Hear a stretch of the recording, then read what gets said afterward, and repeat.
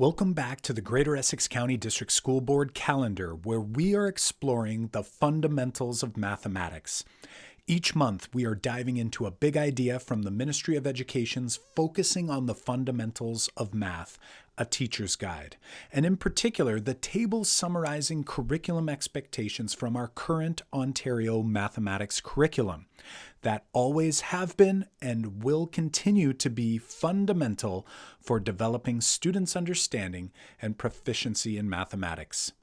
This month, we'll dive into recognizing and applying understanding of number properties, and in particular, relating fractions, decimals, and percents. If you recall, in a previous video, we explored place value through the question of how many groups of 10 are in 228.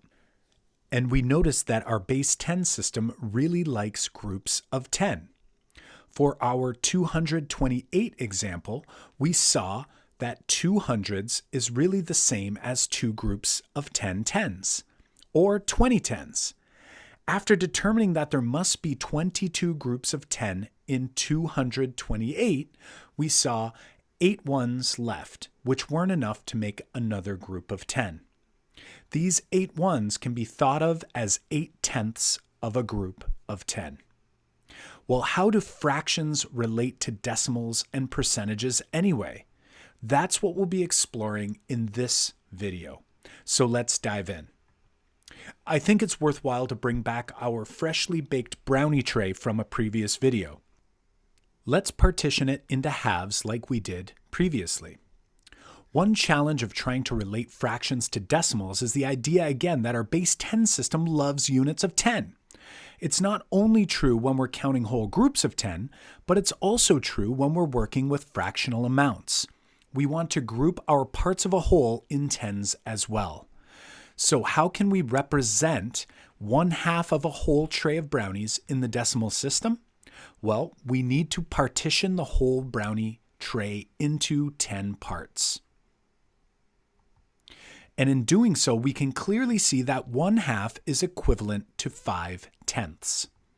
Just as breaking up one group of 10 into 10 parts moves us one column to the right, we can break up one group of 1 into 10 parts and move it one column to the right as well. We conveniently place a decimal point between the ones and the tens column to give us a reference point. Okay, let's try this again.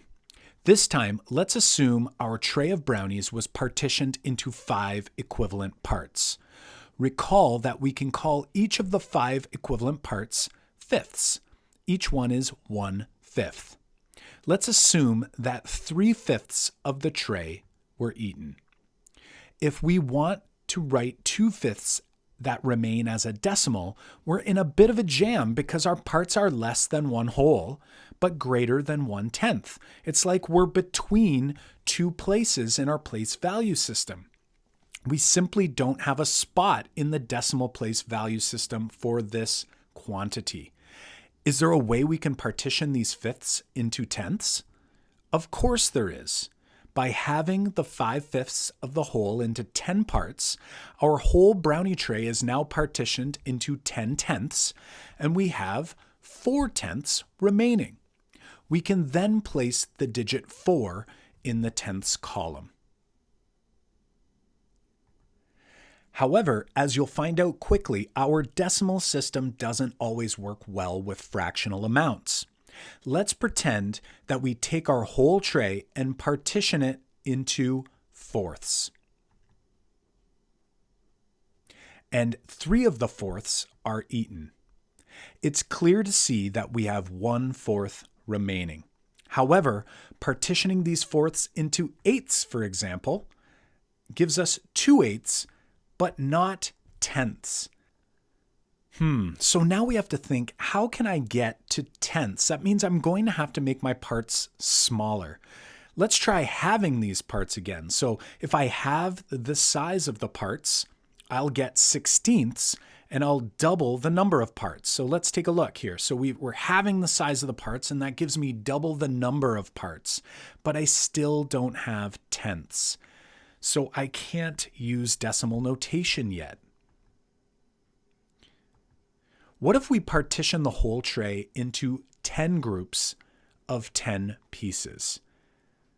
So in other words, 100 pieces in total.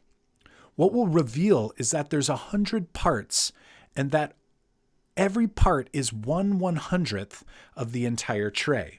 And we can now clearly see that each fourth of the tray is equivalent to 25 hundredths. Since there are 4 25s in 100, I now see that I have 25 hundredths is equivalent to 1/4. And we now introduce a new column. When I partition my tenths into 10 parts, I get hundredths, and I now reveal the hundredths column. So if I look at my visual, I actually have 25 hundredths. But remember, the base 10 decimal system doesn't like having more than one of our 10 digits, 0 through 9, in each column. So I have to move my 25 hundredths and regroup them by determining how many tenths are there in 25 hundredths. As you'll see, if I just rearrange here a little bit, there's like my 1/4 that remains. Let's just rearrange my 10 tenths here. And what we'll see is that there's actually 2 1/2 tenths in 25 hundredths. Or we could say 2 tenths and 5 hundredths in 25 hundredths. Oh, and while we're at it, let's talk about another way we can name this specific quantity.